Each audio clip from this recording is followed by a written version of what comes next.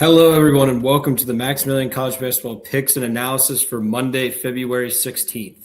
I'm your host, Max Hofmeyer, and I've got two matchups to go over for today, including Houston, Iowa State, one of the biggest games on the board. Only one official play, though.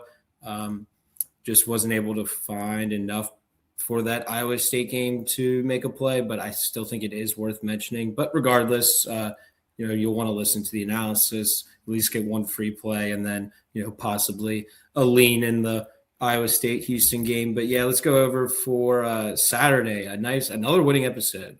Things have been going really well lately. And Saturday, no different here, 2-1. Iowa State, talk about a massive spot. Huge game. Kansas was deflated off that Arizona performance at home. So was not surprised to see Iowa State get that one done. And Oregon getting healthier with adding Biddle back and getting a Penn State team, that's not very good. They were able to take care of business there. So 2-1 moves us to 42-32 on the year. So very happy with that. So let's keep that going. And for play number one, starting in the Sun Belt here, Marshall hosting, one of my favorite teams in the country, South Alabama. And, yes, we've had them. We've had plays in their games before, and I've mentioned it every time, and it's worth repeating, obligated to mention that their zone allows the most threes in the country. About 64% of their opponent attempts are from deep, and it's not even close to the next closest, which is 53%. So a whole 11% difference, which is pretty unheard of, between them and the next closest. So what's the most important thing we need to look at? Marshall's three-point shooting, of course, and they're a really good shooting team. They're 38% from deep in the conference, which is first in the Sun Belt. So, and Marshall, they're one of those teams that has significant home road splits. And we saw that in their last game. That was no different. 101-87 loss against Georgia Southern. And that was a game where I bet Georgia Southern as well. So like to see that. But when they do come home, they are shooting 40% from deep on their home floor. And, obviously that's going to be crucial here against the South Alabama zone that gives up nothing but threes. So, and even if they do miss some of those attempts, they should have a ton of opportunities to grab offensive rebounds, because that South Alabama zone is susceptible to giving up offensive rebounds. And Marshall ranks fourth in the Sun Belt in offensive rebound rates. So even if they don't cash in on every three, they should have great opportunities to eventually convert those into points. Now, when South Alabama has the ball, I'm expecting them to be at the free throw line a ton. They get there frequently, 62nd in the country, and this is a Marshall defense that they foul a ton. They rank 305th in defensive foul rate, and that's out of 365 teams, with 365th being the most frequent. But this won't hurt Marshall as much as it has maybe in a typical matchup, because South Alabama, they're 350th in free throw percentage, shooting under 66% at the line. So they just have not been able to take advantage of those opportunities. South Alabama here is in a little bit of a tricky spot as well. They are off a road overtime win at Arkansas State on Saturday, and now, find themselves here in a short turnaround, going back on the road, playing Marshall, who is off a loss and looking to bounce back. So between the matchup, I do like Marshall enough to go ahead and make them -3.5 as the first play. And for the second game, like I said, not going to have a play here, but still one worth mentioning here. As this massive Big 12 matchup, we got Houston, Iowa State, and games like this should be the norm going forward. They back-ended a lot of these big power conference schedules.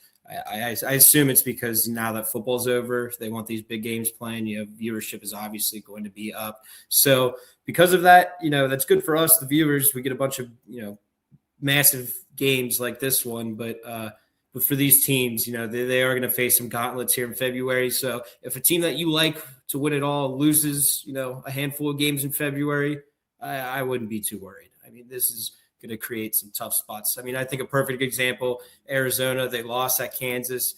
Then they just lost on Saturday, Texas Tech.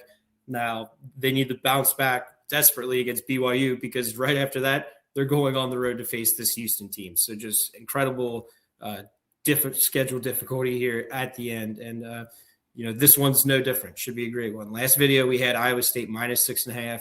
versus Kansas, and just a great bounce back spot there. As Kansas too deflated in that one, but that's not going to be the case here.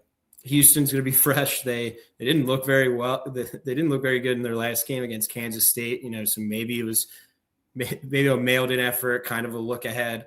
But they'll be ready for this one. And if Iowa State wants to win this game, they got to hit their threes. Texas Tech was the only team so far to beat Houston in Big 12 play, and in that game they shot 41% from deep. And Iowa State certainly has that ability. They shoot 40% from deep on the year, which is fourth in the country. But it is slightly skewed, I would say, because of how big of an outlier Milan Momcilovic has been from deep. He's shooting 52% on 188 attempts. And, that efficiency on that amount of volume is just unheard of. And, it's going to be tough for him to get his here. Houston's defense, they're just a different animal. Sixth in the country in defense, but that's always the case.